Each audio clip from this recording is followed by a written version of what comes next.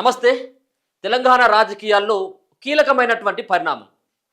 ముఖ్యంగా BRS party car గుర్తు పైన గెలిచినటువంటి 10 మంది ఎమ్మెల్యేల పైన వేటు వేయాలంటూ బీఆర్ఎస్ పార్టీకి సంబంధించినటువంటి నాయకులు, ఎమ్మెల్యేలు వాళ్ళపైన చర్యలు తీసుకోవాలి, వాళ్ళపైన అనర్హత వేటు వేయాలంటూ కోర్టును ఆశ్రయించడం జరిగింది.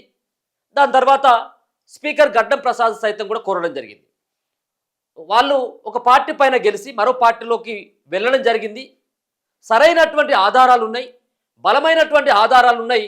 వాళ్ళు కాంగ్రెస్ పార్టీలో చేరినడానికి మా దగ్గర పూర్తిగా ఆధారాలు ఉన్నాయంటూ ఒక పక్కన హైకోర్టు, సుప్రీంకోర్టు, స్పీకర్ దగ్గర ఈ విచారణ కొనసాగుతూనే ఉంది. గతంలోనే సుప్రీంకోర్టు ఒక హెచ్చరిక కూడా జారీ చేసింది స్పీకర్ గడ్డం ప్రసాద్కి. అతి త్వరలో మీరు నిర్ణయం తీసుకోమంటారా, మమ్మల్ని నిర్ణయం తీసుకోమంటారా అన్నటువంటి వ్యాఖ్యలు కూడా స్పీకర్ను ఉద్దేశించి గతంలో చేసింది. దాని తర్వాత స్పీకర్ కొంత కాలయాపన చేసేటువంటి ప్రయత్నం చేసిండు. ఎందుకంటే బేసిక్గా స్పీకర్ అంటే ఆ పార్టీకి సంబంధించినటువంటి ఎమ్మెల్యేనే. ఏ పార్టీ అధికారంలో ఉంటే ఆ పార్టీకి సంబంధించిన వ్యక్తి స్పీకర్గా ఉంటాడు. కానీ అందరిని కూడా సమానమైనటువంటి అవకాశాలు, ఒక తండ్రి హోదాలో ఉండేటువంటి ఆ పోస్టులు అనుకోరాదు స్పీకర్ అంటే. సో దాంట్లో భాగంగానే స్పీకర్స్ అయితే కొంత అధికార పార్టీకి అనుకూలంగా ఉంటాడు. ఆ పార్టీలోనే గెలిచింది కాబట్టి, అది బీఆర్ఎస్ఏ కానీ, బీజేపీ కానీ, టీఆర్ఎస్ఏ కానీ. సో కొంత వాళ్ళు కేసు వేసిన తర్వాత ఇప్పటి వరకు జరుపుకుంటూనే వచ్చిండు. వాళ్ళు పార్టీ మారిన పార్టీలో గెలిచిన తర్వాత కాంగ్రెస్ పార్టీ అధికారంలోకి వచ్చిన తర్వాత జస్ట్ 100 రోజుల లోపట్లే చాలామంది చేరిలు దాంట్లో. దాని తర్వాత వీళ్ళందరిపైన అర్హత వేటు వేయాలంటూ కోర్టును ఆశ్రయించిండు. దాంట్లో భాగంగానే సుప్రీంకోర్టు గతంలో దాదాపుగా నెల రోజుల క్రితమే స్పీకర్కి గట్టిన హెచ్చరికలు జారీ చేసిన తర్వాత విచారణని ముమ్మరం చేసిండు. దాంట్లో భాగంగా మొన్న ఒక 10-15 రోజుల క్రితం ఒక స్పీకర్ నిర్ణయం చూసినాం. వాళ్ళ దగ్గర వాళ్ళు పార్టీ మారిళ్ళు అనడానికి బీఆర్ఎస్ పార్టీకి సంబంధించినటువంటి నాయకులు చూపెట్టినటువంటి అంశాలు కానీ, బీఆర్ఎస్ పార్టీకి సంబంధించినటువంటి లీగల్ అడ్వైజర్లు కానీ, అడ్వకేట్స్ కానీ వాళ్ళు చూపినటువంటి ఆధారాలతోటి వాళ్ళు బీఆర్ఎస్ పార్టీలో గెలిచి వాళ్ళు కాంగ్రెస్ పార్టీలో చేరిళ్ళు అనడానికి బలమైనటువంటి ఆధారాలు లేవు కాబట్టి, అంతేకాకుండా పార్టీకి ఫండ్ వెళ్తుంది, వాళ్ళ జీతంలోకి వెళ్ళి ప్రతి నెల 5,000 10,000 ఆ యొక్క బీఆర్ఎస్ పార్టీకి సంబంధించినటువంటి అకౌంట్లోకి వెళ్తుంది. అంటే వాళ్ళు ఇప్పటికి కూడా బీఆర్ఎస్ పార్టీలో ఉన్నారు కాబట్టి వాళ్ళపైన వేటు వేయడానికి ఎలాంటి బలమైనటువంటి ఆధారం లేవు కాబట్టి వాళ్ళని బీఆర్ఎస్ పార్టీ ఎమ్మెల్యేలనే మేము పరిగణిస్తున్నామంటూ 5 ఎమ్మెల్యేలకి స్పీకర్ గడ్డం ప్రసాద్ మొన్ననే క్లీన్ చిట్ ఇచ్చిండు. ఇప్పుడు తాజాగా మరో 2కి, కాళ యాదయ్య, ఆయన పోచారం శ్రీనివాసరెడ్డి. నిజంగా వీళ్ళు పార్టీ మారలేదు అంటే వాస్తవంగా 100% వాళ్ళు పార్టీ మారిలు. ఫోటోలే వచ్చినాయి కదా బయటికి. అంతెందుకు వాళ్ళు ప్రతి ఒక్కరు కండువ కప్పుకున్నారు. బీఆర్ఎస్ పార్టీని వీడిన తర్వాత కాంగ్రెస్ పార్టీకి అనుకూలంగా ప్రచారం చేసిండ్రు. అంతేకాకుండా ముఖ్యమంత్రిని చాలాసార్లు పొగిడినటువంటి వీడియోలు కూడా ఉన్నాయి. కానీ ఇప్పుడు ఖచ్చితంగా కాంగ్రెస్ పార్టీ వాళ్ళు దాన్ని సమర్థించుకోవాలి కాబట్టి, స్పీకర్ వాళ్ళ పార్టీ వ్యక్తే కాబట్టి ఆటోమేటిక్గా కొన్ని సాకులను చూపుతూ వాళ్ళు అదే పార్టీలో ఉన్నారు అని చెప్పేసి చెప్పేటువంటి ప్రయత్నం చేసింది. ఇలా మరో 2కి క్లీన్ చిట్ ఇచ్చిండ్రు. గతంలో 5కి ఎవరెవరు?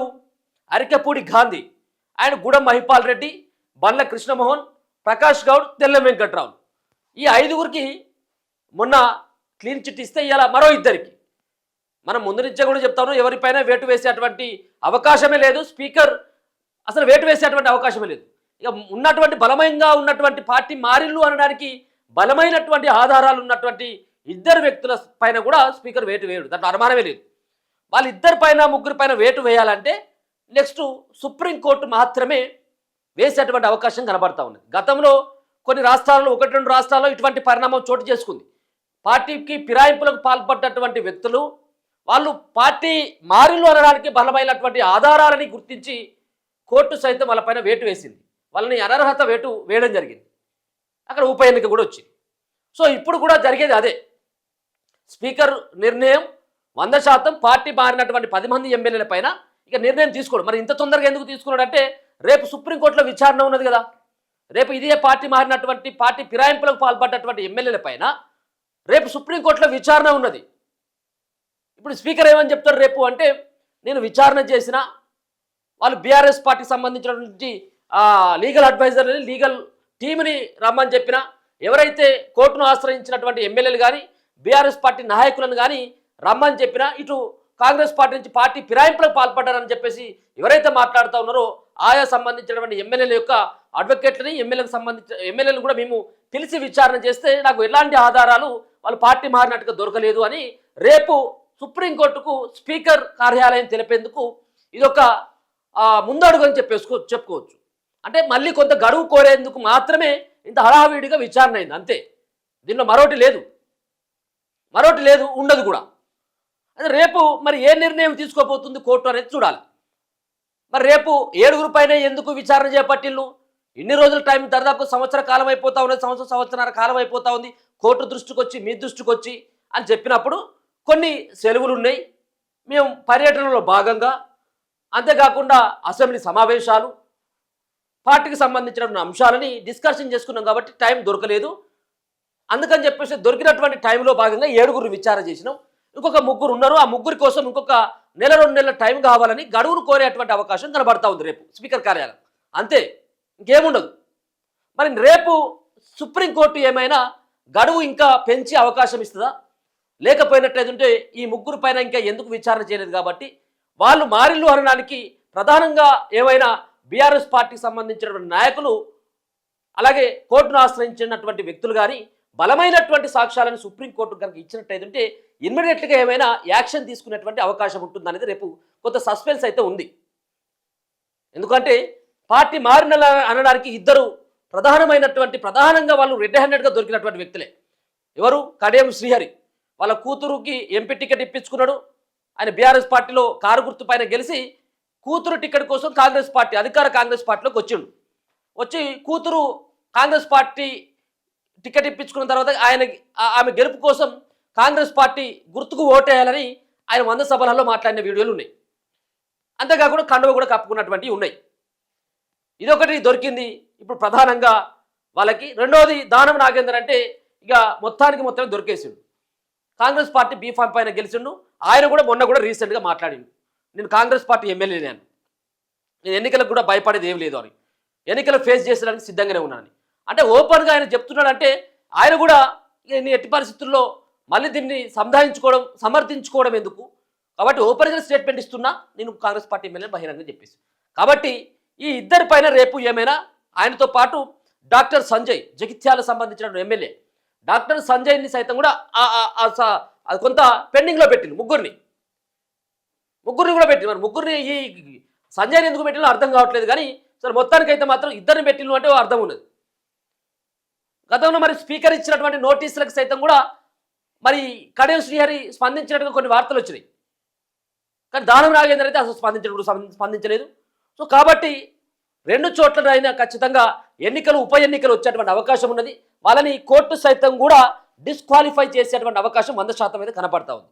మొత్తానికైతే మరి డిస్క్వాలిఫై చేస్తే ఇద్దరి మీదనే చేస్తారు, మిగతా వాళ్ళు కాదు అంటే వీళ్ళు ఇచ్చేటువంటి ఆధారాలు బలమైనటువంటి సాక్ష్యాధారాలని కోర్టు ముందర పెట్టినట్టయితే అయితే కావచ్చేమో, 10 మందికి 10 మంది అయితే అయినా కావచ్చేమో. కానీ స్పీకర్ మాత్రం ఎవరిని కూడా డిస్క్వాలిఫై అయ్యిండు, వాళ్ళు అనర్హత వేటు వేస్తున్నామని చెప్పేసి ఇప్పటివరకైతే 7 విచారిస్తే 7 కూడా వాళ్ళందరూ కూడా బీఆర్ఎస్ పార్టీ ఎమ్మెల్యేలే అంటూ వాళ్ళకు సర్టిఫికెట్ ఇచ్చారు. వాళ్ళు కాంగ్రెస్ పార్టీ వాళ్ళు కాదు, పార్టీ మారలేదు అని చెప్పేసి ఆయన చెప్పడం జరిగింది. ఇలా ఇద్దరికి ఎవరెవరైతే ఇలా కాళ యాదయ్య అండ్ ఇలా పోచారం శ్రీనివాస్ రెడ్డికి వాళ్ళిద్దరికి కూడా గడ్డం ప్రసాద్ ఆయన తుది తీర్పు కూడా ఇవ్వడం జరిగింది. మొత్తానికైతే 10 మంది ఎమ్మెల్యేల పైన పార్టీ ఫిరాయింపు ఆరోపణలు రాగా స్పీకర్ గతంలో 5 పైన నిర్ణయం తీసుకుంటే ఇవాళ మరో 2 పైన నిర్ణయం తీసుకుంటూ 7 ఎమ్మెల్యేలు వాళ్ళు బీఆర్ఎస్ పార్టీ ఎమ్మెల్యేలే అంటూ తుది తీర్పును ఇవ్వడం జరిగింది. ఇంకా 3కి సంబంధించిన విషయంలో రేపు కోర్టు ఏ విధమైనటువంటి డిసిజన్ తీసుకుంటుంది. అంతేకాకుండా స్పీకర్ గడువు కోరితే అసలు కోర్టు ఏమైనా గడువు ఇస్తుందా, లేకపోయినట్లయితే మీరు వాళ్ళకు ఇంకా విచారణకు సమయం లేదు కాబట్టి నెక్స్ట్ వాళ్ళు డిస్క్వాలిఫై అయినట్టే అని చెప్పేసి ఏమైనా ప్రకటిస్తుందా లేదా అనేది మనకు రేపు కొంచెం చూడాల్సినటువంటి అవసరం అయితే ఉన్నది. ఒరిజినల్గా అయితే వీళ్ళు 10 మంది ఎమ్మెల్యేలు వాళ్ళు బీఆర్ఎస్ పార్టీలో గెలిచిళ్ళు, వాళ్ళు కాంగ్రెస్ పార్టీలో కండువా కప్పుకున్నటువంటి వ్యక్తులే. కానీ కొంత ఉంటుంది కదా, పార్టీలోకి చేరిన తర్వాత కొంత వాళ్ళు కాపాడుకునేటువంటి ప్రయత్నం ఉంటుంది కాబట్టి ఒక రకంగా వాళ్ళ వాదనలు, ఒక రకంగా వీళ్ళ వాదనలు కూడా ఉంటాయి. కాబట్టి నెక్స్ట్ స్పీకర్ అయితే ఎట్టి పరిస్థితుల్లో వాళ్ళ పైన అయితే అనర్హత వేయడు. కోర్టు ఏం చెప్తుంది అనేది మాత్రం పెద్ద సస్పెన్స్గానైతే మారిపోయింది. రేపు ఏం జరుగుతుంది సుప్రీంకోర్టులో అనేది చూడాల్సినటువంటి అవకాశం ఉంది. చూస్తూనే ఉండండి మన తొలి వెలుగు.